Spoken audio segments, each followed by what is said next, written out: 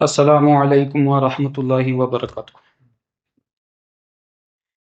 ان الحمد للہ نحمده ونستعینه ونستغفره ونعوذ باللہ من شرور انفسنا ومن سیئات اعمالنا من يهده الله فلا مضل له ومن يضلل فلا هادي له واشهد ان لا اله الا الله وحده لا شريك له واشهد ان محمدا عبده ورسوله اما بعد فان الخير الحديث كتاب الله وخير الهدي هدي محمد صلى الله عليه وسلم وشر الامور محدثاتها وكل محدثة بدعة وكل بدعة ضلالة وكل ضلالة في النار۔ اللهم صل على محمد وعلى ال محمد كما صليت على ابراهيم وعلى ال ابراهيم انك حميد مجيد۔ اللهم بارك على محمد وعلى ال محمد كما باركت على ابراهيم وعلى ال ابراهيم انك حميد مجيد۔ سبحانك لا علم لنا الا ما علمتنا انك انت العليم الحكيم۔ رب اشرح لي صدري ويسر لي امري واحلل عقدة من لساني يفقهوا قولي رب زدني علما۔ اعوذ بالله السميع العليم من الشيطان الرجيم من همزه ونفخه ونفثه۔ بسم الله الرحمن الرحيم۔ الحمد لله الذي انزل على عبده الكتاب ولم يجعل له عوجا قيما لينذر بأسا شديدا من لدنه ويبشر المؤمنين الذين يعملون الصالحات أن لهم أجرا حسنا ماكثين فيه أبدا وينذر الذين قالوا اتخذ الله ولدا ما لهم به من علم ولا لآبائهم كبرت كلمة تخرج من أفواههم إن يقولون إلا كذبا۔ محترم سامعین و حضرات، آج کا جو موضوع ہے وہ فتنہ دجال سے متعلق ہے۔ رسول کریم صلی اللہ علیہ وسلم نے ہر جمعے کے روز سورہ کہف کی تلاوت کرنے کی ترغیب دلائی ہے۔ ایک تو اس کی وجہ یہ ہے کہ یہ ایک جمعے سے اگلے جمعے تک انسان کے لیے نور کے جلانے کا سبب بنتی ہے، یعنی نور ہدایت کا، اس کے ہفتہ بھر جو ہے وہ نور کے ساتھ گزرتا ہے۔ ایک تو وہ سبب ہے۔ دوسرا سبب، نبی کریم صلی اللہ علیہ وسلم نے اس صورت کو دجال سے فتنے کے بچاؤ کا ایک ذریعہ بتایا ہے۔ فتنہ دجال جو ہے اس کے بارے میں احادیث جو ہیں وہ متواتر ہیں۔ صحابہ کے زمانے میں سے لے کر اور اب تک اس کے تمام روات جو ہیں ان کی تعداد انگنت ہے، سینکڑوں کی تعداد میں۔ اور نبی کریم صلی اللہ علیہ وسلم نے قیامت کی نشانیوں میں سے یہ بھی بتایا ہے کہ دجال جب خارج ہوگا، جب اس کا خروج ہوگا تو اس وقت ممبروں پر اس کا ذکر کرنا چھوڑ دیا جائے گا۔ لوگوں کے ذہنوں سے، لوگوں کے وہم و گمان میں ہوگا بھی نہیں کہ دجال جیسی بھی کوئی چیز ہے، اور تب اللہ اس کو ایک سرپرائز کے طور پہ اچانک ظاہر کریں گے اور لوگوں کے لیے یہ فتنے کا باعث بن جائے گا۔ نبی کریم صلی اللہ علیہ وسلم نے ایک حدیث میں فرمایا ہے کہ قیامت کی نشانیوں میں سے جب 3 نشانیاں ظاہر ہو جائیں تو کسی شخص کو اس کا نشانیوں کے ظاہر ہونے کے بعد ایمان لانے کا، یا اگر ایمان لایا ہوا ہے تو اس کے بعد نیکی کرنے کا کوئی فائدہ نہیں ہے۔ ان میں سے سب سے پہلی نشانی ہے دجال کا خروج، پھر ہے دابۃ الارض کا زمین سے نکلنا، ایک جانور ہوگا جو کہ زمین سے نکلے گا اور لوگوں کے بیچ میں کفر اور ایمان کا وہ فیصلہ کرے گا، اس کا فرق کرے گا۔ اور سورج کا مغرب سے طلوع ہونا، نبی کریم صلی اللہ علیہ وسلم نے فرمایا ہے کہ جب یہ 3 نشانیاں ظاہر ہو جائیں کسی شخص کو اس کے ایمان لانے کا ان نشانیوں کے ظاہر ہو جانے کے بعد کوئی فائدہ نہیں۔ میرے بھائیو، فتنہ کا جو لفظ ہے وہ آزمائش کے طور پہ عام طور پہ ترجمہ کیا جاتا ہے۔ ڈیپتھ میں دیکھا جائے تو اس کا مطلب ہے ایسا فتنہ، ایسی آزمائش جو آدمی کے ایمان کے لیے خطرہ ہو، یعنی کہ ایسی آزمائش میں مبتلا کر دینا کہ جس سے انسان کا دین اور ایمان ضائع ہونے کا اندیشہ ہو۔ تو دجال جو ہے یہ بہت بڑا فتنہ ہے، اور نبی کریم صلی اللہ علیہ وسلم نے اپنی متعدد احادیث میں فرمایا ہے کہ آدم علیہ السلام سے لے کر اور اب تک اور بعد میں قیامت آنے تک دجال سے بڑا فتنہ کوئی نہیں ہوگا، اس کو سب سے بڑا فتنہ قرار دیا گیا۔ اور نبی کریم صلی اللہ علیہ وسلم نے یہ بتایا کہ آدم علیہ السلام سے لے کر اور اب تک اسے، یعنی کہ آخری نبی محمد صلی اللہ علیہ وسلم تک تمام نبیوں نے اس سے خبردار کیا ہے، اس سے ڈرایا ہے۔ اور نبی کریم صلی اللہ علیہ وسلم نے یہ بھی ایک روایت میں بتایا کہ مجھے یہ خبر دی گئی ہے کہ دجال کے فتنے سے دوچار آپ کی امت کو ہونا پڑے گا، یعنی کہ آپ کی امت میں یہ فتنہ ظاہر ہوگا۔ اور اسی لیے نبی صلی اللہ علیہ وسلم نے فرمایا مجھے ایک ایسی چیز کا بھی بتایا گیا ہے کہ جو مجھ سے پہلے نبیوں کو وہ نہیں بتایا گیا، وہ یہ کہ دجال کی سب سے بڑی جو نشانی ہوگی وہ یہ کہ دجال کانا ہے اور تمہارا رب کانا نہیں۔ میرے بھائیو، دجال کے بارے میں قرآن میں واضح آیات نہیں لیکن اشارے موجود ہیں۔ مثلا سورہ کہف کی جو دوسری آیت میں اللہ تعالیٰ نے فرمایا ہے قیما لینذر بأسا شدیدا، اس میں یہ جو بأسا شدیدہ ہے، بأسا کا مطلب ہوتا ہے، اس کا بڑا وسیع معنی ہے عربی زبان میں، اس کا مطلب عذاب بھی ہوتا ہے، سزا بھی ہوتا ہے، فتنہ بھی ہوتا ہے، تکلیف بھی ہوتی ہے، لڑائی بھی ہوتی ہے، جنگ بھی ہوتی ہے۔ یہاں سے بعض علماء تفسیر نے فتنہ دجال جو ہے وہ مراد لیا ہے، اور ویسے بھی نبی صلی اللہ علیہ وسلم کی احادیث میں جو بتایا گیا کہ سورہ کہف کی ابتدائی 10 آیات فتنہ دجال کے خلاف وہ آپ کا مؤثر دفاع ہوں گے۔ میرے بھائیوں، دجال جو ہے، جو اس کو حدیث میں کہا گیا، نبی صلی اللہ علیہ وسلم نے فرمایا تھا میرے پاس 30 جھوٹے دجال آئیں گے۔ دجال کا جو مطلب ہوتا ہے وہ ہے فریبی، دھوکے باز، انتہا درجے کا جھوٹا انسان۔ نبی صلی اللہ علیہ وسلم نے فرمایا میرے بعد دعویٰ نبوت کرنے والے 30 جھوٹے ہوں گے، اور ان میں سے سب سے بڑا جو جھوٹا ہوگا وہ مسیح الدجال ہے۔ مسیح کا مطلب جو ہوتا ہے یہ 2 معنیوں پہ آتا ہے کہ انتہائی درجے کا سچا اور صادق انسان، اور انتہائی درجے کا جھوٹا اور مکارا۔ اس کے اور بھی عربی زبان میں کئی مطالب ہیں۔ اللہ تعالیٰ نے آدم علیہ السلام کی اولاد میں 2 مسیح پیدا کیے، ایک مسیح عیسیٰ علیہ السلام ہے، اور دوسرا مسیح یہ دجال ہے۔ عیسیٰ علیہ السلام جو ہیں وہ مسیح ہدایت ہیں، اور دجال جو ہے وہ مسیح ضلالت اور کفر اور گمراہی، اور یہ ایک دوسرے کی ضد ہیں۔ اسی لیے عیسائی بھی جب دجال کا ذکر کرتے ہیں تو وہ اس کو اینٹی کرائسٹ کہتے ہیں، یعنی کہ مسیح علیہ السلام کی اینٹی، اس کی ضد۔ دجال کے بارے میں جو اس کو مسیح کہا جاتا ہے، اس کی ایک وجہ تو یہ ہے کہ اس کی ایک آنکھ جو ہے وہ مسخ شدہ ہوگی۔ ہم کہتے ہیں مسح کرنا، نماز میں وضو میں مسح کرنا، مسخ شدہ ہوگی، اس پہ مسح ہوا ہوگا۔ وہ آنکھ تو بنی ہوئی ہوگی لیکن اس کے اوپر کھال آئی ہو، اس کے اندر کی جو پلک وغیرہ نہیں ہو۔ اور ایک دوسری آنکھ جو ہے وہ انگور کی مانند ہوگی اور ابھری ہوئی ہوگی، باہر کو نکلی ہوئے گی، اور اس کے اوپر بھی نخنہ آیا ہوگا۔ اس کی در حقیقت دونوں آنکھیں ہی خراب ہوں گی، اور اس کی آنکھوں کے بیچ میں ماتھے پر، پیشانی پر کافارا لکھا ہوگا، یعنی کافر۔ اور نبی کریم صلی اللہ علیہ وسلم نے فرمایا ہے ہر پڑھا لکھا اور ہر ان پڑھ مومن اس کو پڑھ لے گا۔ دجال جو ہے یہ بانج ہوگا، اس کی کوئی اولاد نہیں ہوگی، اور اللہ تعالیٰ نے اس کو خرق عادت اور ایسی طاقتیں دی ہوں گی کہ جو عام انسانوں میں یا عام حالات میں وہ ہمیں کسی میں نہیں ملتی، کسی میں نظر نہیں آتی۔ اور اللہ کی طرف سے یہ بہت سخت آزمائش ہوگی۔ آزمائش کے طور پہ اللہ تعالیٰ اس کو وہ طاقتیں دے گا، مثلا آسمان کو دجال حکم کرے گا تو وہ بارش برسائے گا، زمین کو حکم دے گا، زمین اپنے خزانے نکال دے گی، اس کے ساتھ ایک جنت ہوگی، ایک جہنم ہوگی، وہ زمین پر بڑی تیزی سے سفر کر لے گا۔ مسیح کا ایک مطلب ہے سیاحت سے نکلا ہے، یعنی کہ وہ بڑی تیزی سے پوری دنیا کا چکر لگا لے، اور اس کی چلنے کی جو رفتار ہوگی وہ طوفانی بارش کی مانند ہوگی۔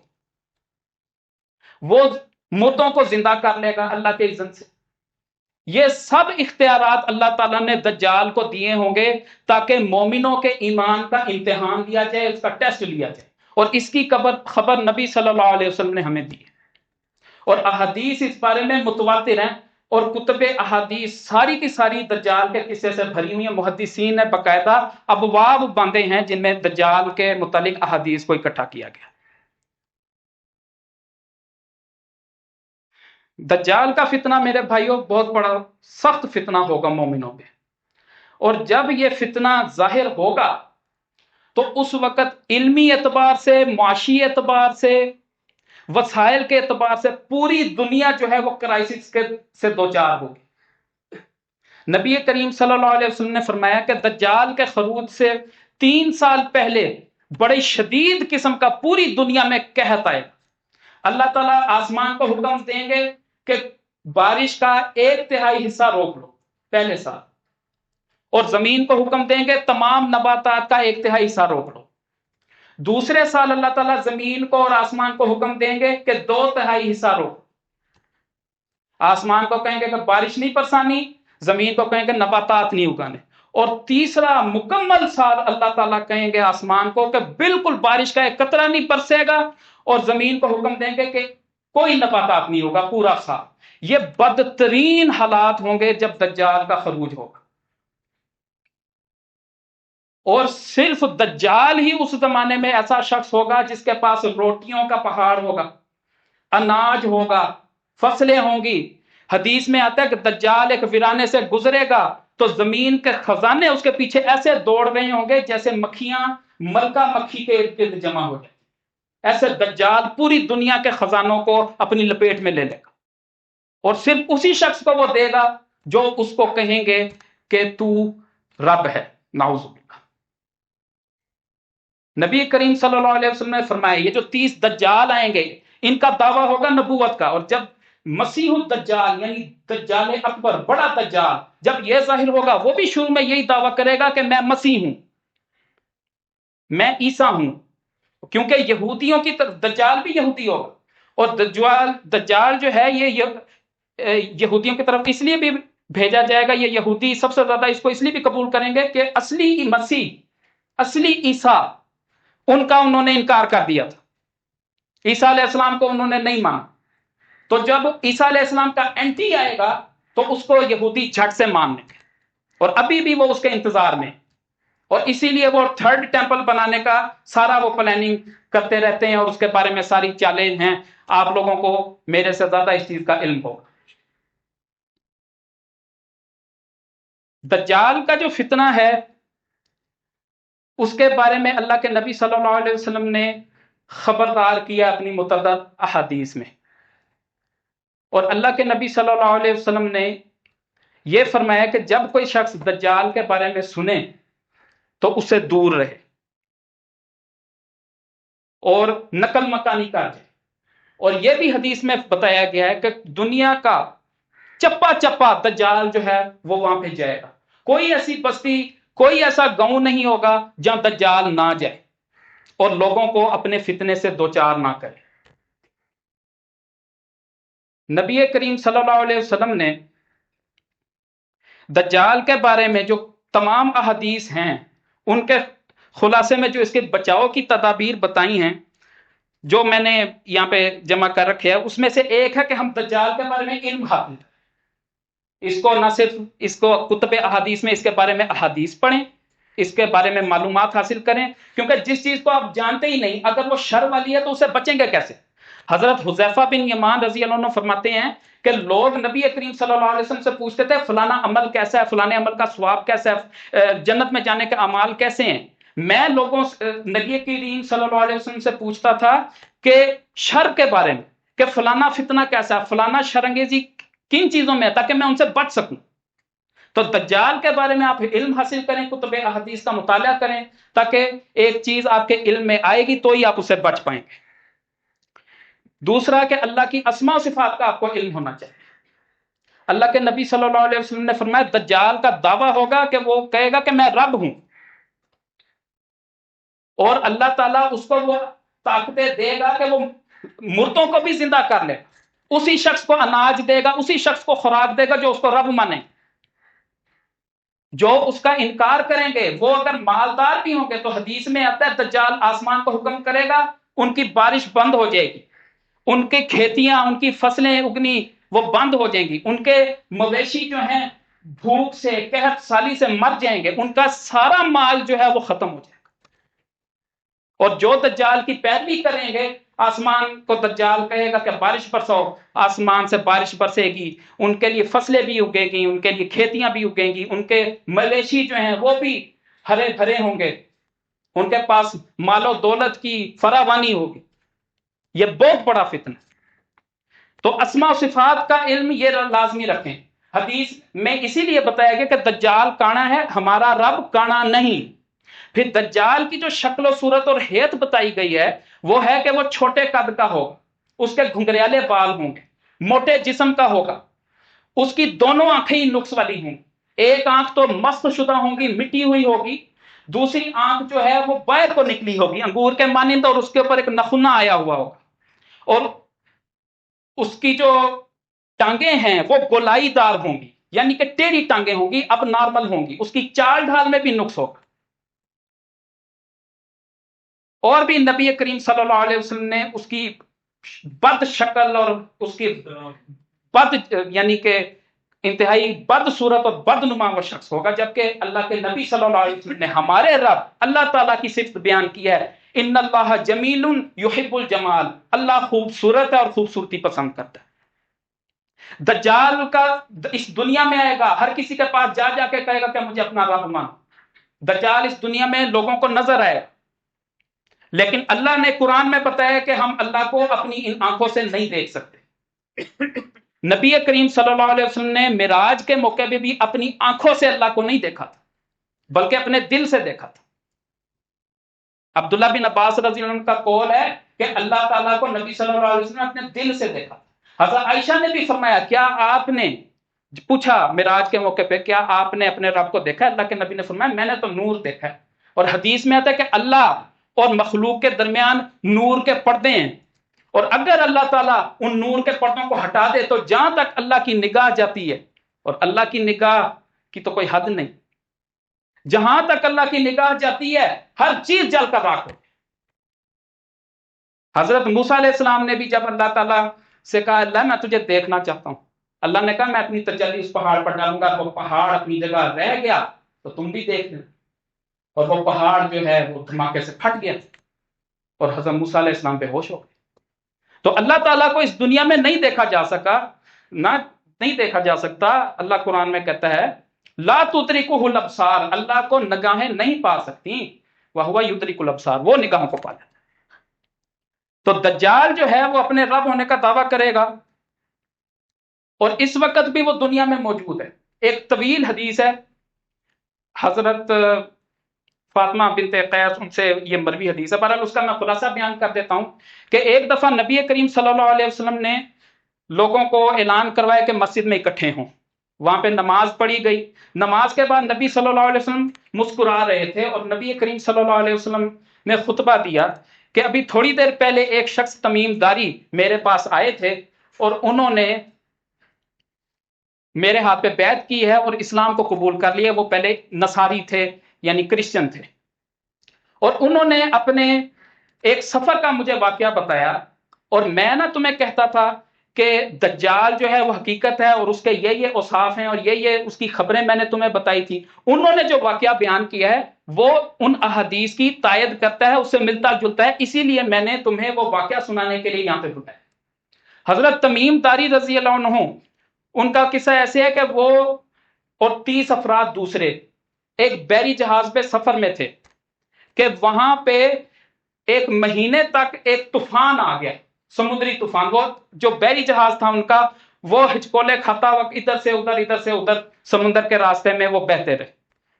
پھر وہ طوفان جو تھا پورا مہینہ چلا، پھر وہ دیکھتے ہیں کہ ایک جب طوفان تھپا تو ایک جزیرہ دیکھتے ہیں، اس جزیرے کے بارے میں وہ آپس میں مشورہ کرتے ہیں کہ یار کھانا ختم ہو گیا، چلو کھانے کا انتظام کر لیتے ہیں۔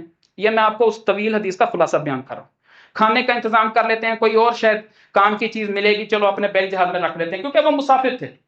انہوں نے اپنی چھوٹی کشیاں اتاری اور جزیرے پہ جا پہنچے۔ جزیرے پہ پہنچ کے دیکھتے ہیں کہ ایک ایسا جانور ان کے سامنے آ جاتا ہے جس کے نہ چہرے کا پتہ لگتا ہے، نہ اس کی دم کا پتہ چلتا ہے، بہت اس کے جسم پہ بال ہوتے ہیں۔